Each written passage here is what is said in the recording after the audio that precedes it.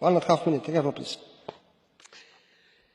Thank you, Mr. President, and thank you, Mr. Commissioner, and thank you to all fellow authors, because this has been quite an easy one to put together for a change.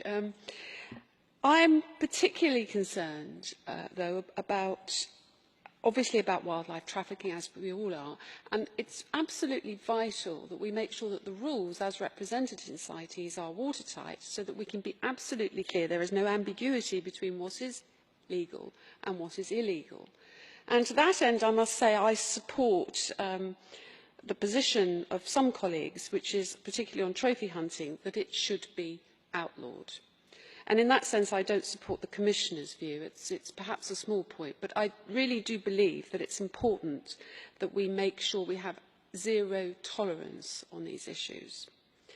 The species-specific recommendations are obviously very varied, but most of the representations I receive from members of the public, and there are a lot of them, this is a very important subject, are about ivory. And ivory is totemic. I know we spend a lot of time talking about ivory, but it's really important that we get ivory right.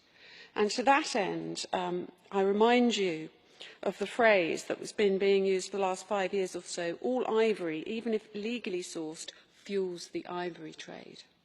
I'm very proud of the fact that the UK already has a ban on the export of pre-convention raw ivory, and I would prefer to see this extended to all member states and become part of the EU negotiation. And I would ask you, Commissioner, if you could raise yet again the issue of mammoth ivory, which is increasingly being mined and increasingly muddying the waters when it comes to seeing what is legal and what is illegal.